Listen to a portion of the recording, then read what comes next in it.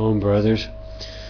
We had the issue of copywrongs, and what a copywrong is when some corporation or group of parasitic peoples take over the artworks and intellectual works of others and try to claim them as property, and claim them as things that we have to pay for.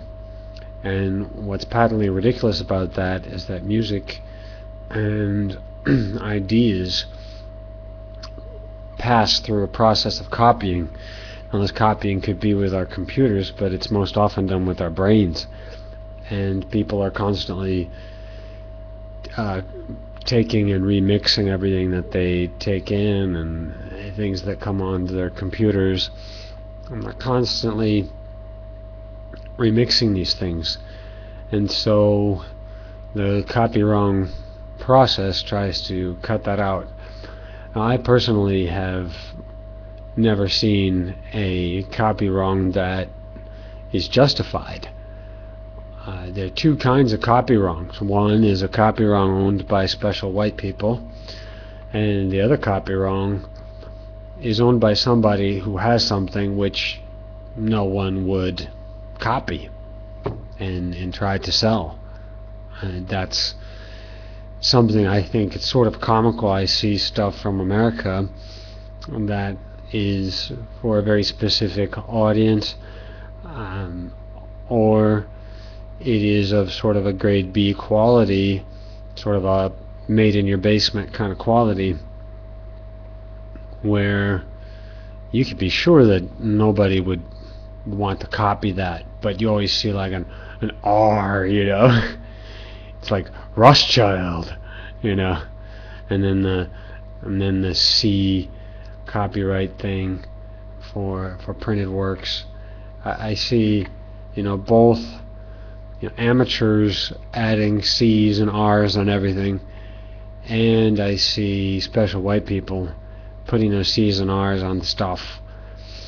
And that's sort of the scam, isn't it? It's to think that, well, these C's and R's are going to protect our things, even though they aren't things.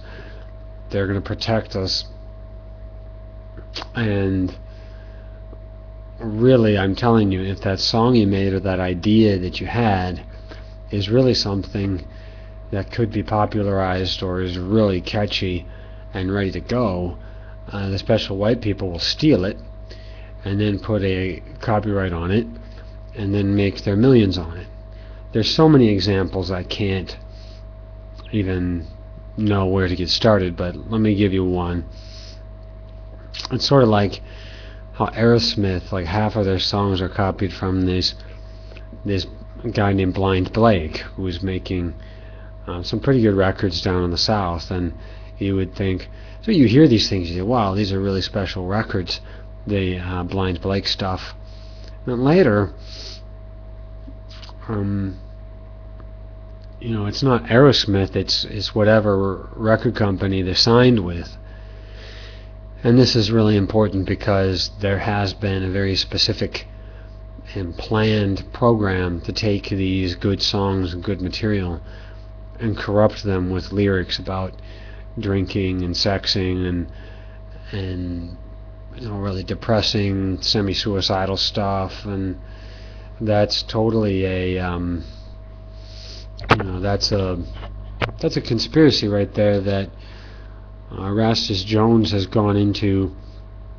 He's written articles that I think you can click your way into from celibacy.info to see how these recording companies of special white people took these positive works from blacks and then sort of churned them into negativity, copyrighted them, and then called it quote-unquote intellectual property.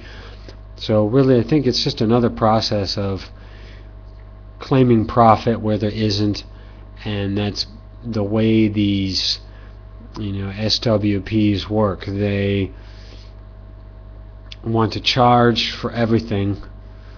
There is a phone call, a prank thing on the radio where they call where a girl calls her dad and tells her that she has an Italian boyfriend, and because she's an SPW, that's wrong, right? Her father says, "That's wrong. You're not allowed to do that."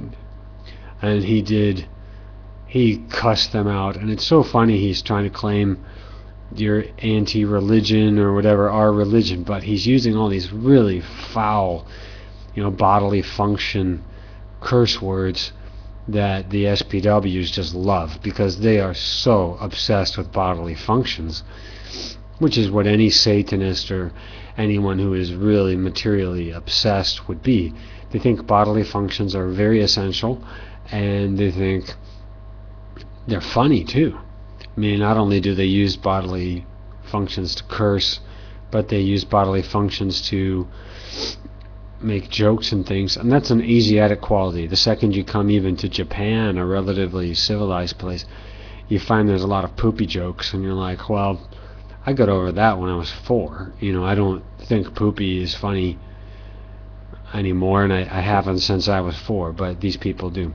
And she called and pranked him, said, "I have an Italian boyfriend," and he flipped out. And when the radio station informed him, well, it's a prank call, it's not real, he said a very, very interesting line. He said, "Who's going to pay for that heart attack I almost had?" Now, see if you can wrap yourself around that one. He wants to charge the radio station to pay for a heart attack he didn't have, because maybe they could have caused it.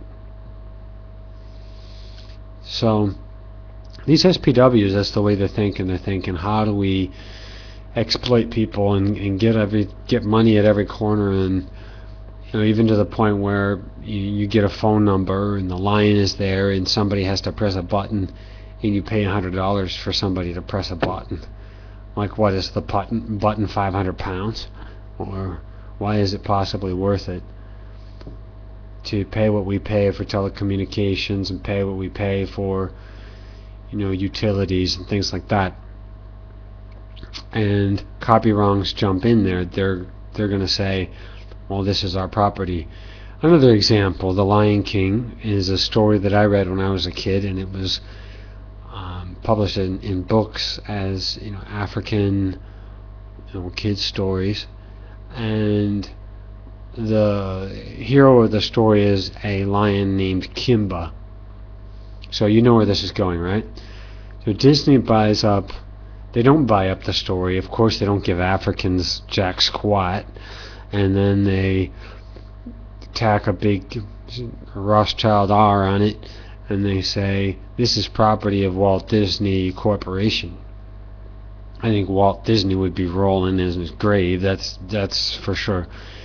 And Disney now is a producer of so-called children's materials and pornography, and it is a disgusting bastardization of the original company, this Disney thing.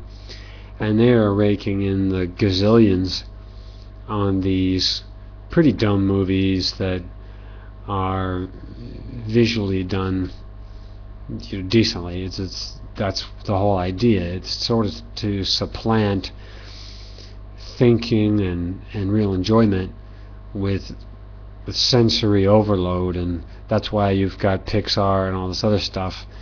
I don't know why people watch this Pixar crap. It's like you look at this animation and it's so fake. I mean, it's faker than South Park.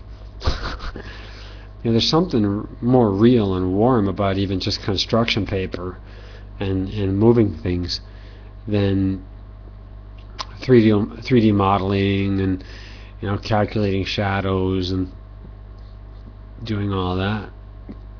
So that's how I see Copywrongs.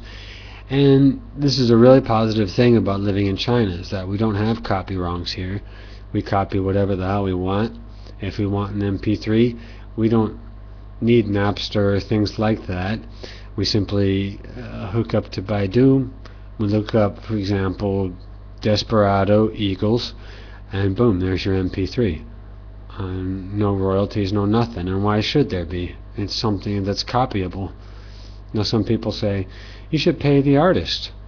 Well, is buying a disc, this is an important question, is buying an Eagles disc paying the Eagles anything? Kind of doubt it, folks. Think you're paying the record company and you're paying the special white people. And I think probably, considering how deep they are in Hotel California, we're never going to get there, and we'll never have a chance to put cash in the tip jar. Something that corporate, something that blown up with special publicity from people who signed a contract with the devil, saying that from here on we will be propagandized as the best violinists, the best guitarists, the best singers, in exchange for our souls, i.e. they can't write songs completely with the lyrics they want and make the music that they completely want. Their whole agenda is pushed by this agents and things that are working behind them. It's really funny. I saw a recent documentary on Metallica. I think any of our brothers here that like death metal or things like that would probably want to hurl when they hear the name Metallica. But anyway, you might want to see this documentary. But you notice how a special white person sneaks in there. He says he's their agent, he's the bassist for the band, and that they even show footage of him telling them how to play songs and what riffs to put in there and all this other stuff. And the documentary is mostly interesting to other people because they're watching it to watch what's going on between Lars Ulrich and the grimacing lead singer. They hire some shrinks and some people to figure out why they hate each other and try to get the bands back together. It's hilarious. This is ginger, it's not urine. I think I have to make a very clear statement on that. This is ginger tea, and Ginger is beautiful. I love you, Ginger. Ginger is my girlfriend. Everybody have a picture of my girlfriend Ginger here. So she grew up to be like that. Yeah, I know I got frosty flakes, but that's what Ginger looks like when it grows up. And I think that's because a brother left a piece here and it just grew wild when I left. But anyway, I want to move away from Copywrongs. I want to have everybody be cool, and being cool means that we don't need that much money to live. We stay as far away as possible from the money anti-culture. We live on less money, we spend less money, and we have kind of a day job or a part-time job. I think a part-time job is certainly enough to feed us and clothe us. We can live together in places like this and be brothers and share expenses and share things to the point where living is really cheap. And our artistic efforts, I'm more of the type that likes the old Europe anonymous. All these works, these things we make, these songs we make, these melodies, everything we do, just anonymous. I don't want to have a big ego trip. I'm not going to put a big Rothschild R on my stuff. I'm not going to try to charge you when you use your copying machine, i.e. a computer, to copy something.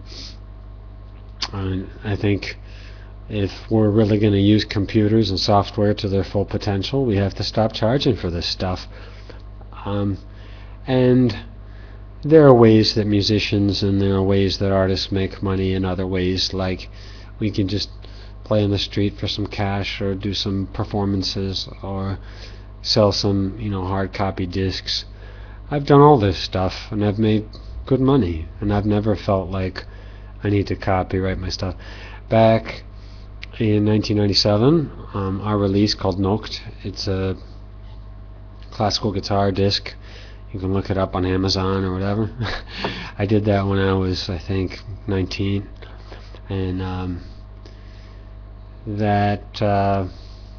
it says right there on the front of our disc, Copyleft.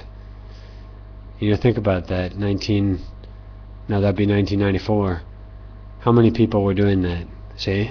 You got to stick with us. You got to stick with the KBH. We're ahead of the ball and everything. Okay. So amen and om, brothers.